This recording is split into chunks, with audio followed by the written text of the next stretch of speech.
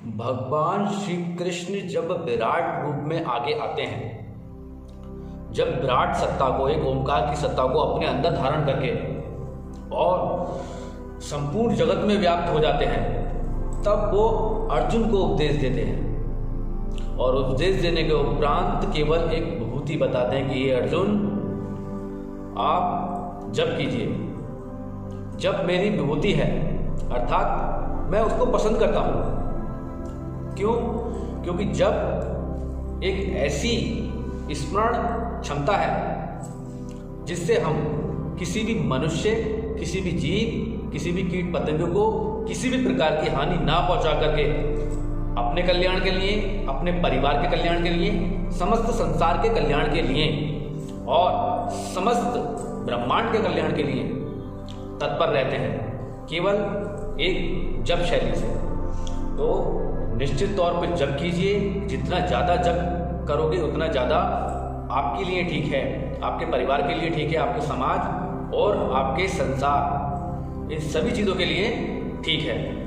जबकि विभूति, जप शैली इतनी ज़्यादा कठोर नहीं होती है, सरलता से हर कोई इसको कर सकता है।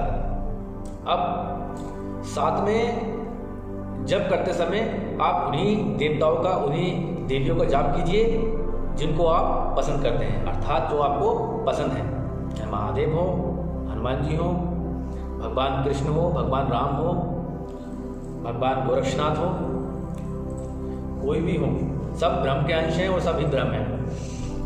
तो जप के अंदर एक अद्भुत क्षमता है जो आपके अंतःकरण को परिवर्तित कर सकती है, अर्थात आपका मन, आपका विवेक, आपका ज्ञान सब कुछ परिवर्तित होकर के केवल एक आध्यात्मिक तौर पर आगे आते हैं और आप शांत होने लगते हैं। अर्थात आप किसी भी प्रकार से हिंसात्मक कार्य करने से बचते हैं, हिंसात्मक लोगों के साथ रहने से बचते हैं और उन मनुष्य से बचते हैं जो लगातार इस समाज और इस संसार के लिए खतरा पैदा कर रहे हैं। ईश्वर का नाम लेना अर्थात अपना जीवन कल्याणकारी बनाना, साथ में आप जिस जगह रह रहे हैं, जिस परिवार में रह रहे हैं, उनका जीवन भी कल्याणकारी बनाना, साथ में अपने रिश्तेदारों का भी जीवन कल्याणकारी बनाना, सभी का जीवन कल्याणकारी बन जाता है अगर एक व्यक्ति घर में आध्यात्मिक हो जाता है। आप चाहे किसी भी पंथ, किसी भी संप्रदाय से हो, किसी भी जाति से हो या किसी भी सिद्धांतों की या किसी भी पंथों की नींव रख करके उसके ऊपर चल रहे हो, तो ये एक आप में एक अलग परिभाषा है। लेकिन आपको ये जानना अत्यंत आवश्यक है कि आप जिस ट्रैक पर चल रहे हैं, अर्थात जिस मार्ग पर चल रहे हैं, वो रास्ता कितना ठीक है और कितना गलत है। सभी के कल्याण के लिए आगे आइए, सभी के विकास के लिए आगे आइए और सभी के इच्छाओं को ध्यान में रखते हुए, सभी के विचारों को ध्यान में रखते हुए अपने विचारों को प्रकट कीजिए।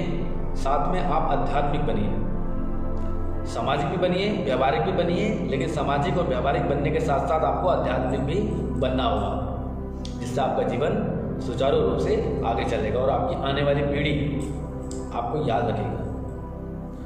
तो जप शैली एक ऐसी शैली है जिसमें आप सभी कुछ, सब कुछ परिवर्तित कर सकते हैं। अपने मित्रों को परिवर्तित कर सकते हैं, अपने परिवार को परिवर्तित कर सकते हैं, अपने समाज को बदल सकते हैं। ये सब कुछ आप केवल एक जप शैली से कर सकते हैं। आप किसी भी देव का, किसी भी देवी का, परम ब्रह्म का जप कीजिए, लगातार कीजिए, आपका मन शांत होगा, आपके आसपास की शक्तियाँ, जो ऑरा है वो शांत होगा और आप दिव्य बनेंगे।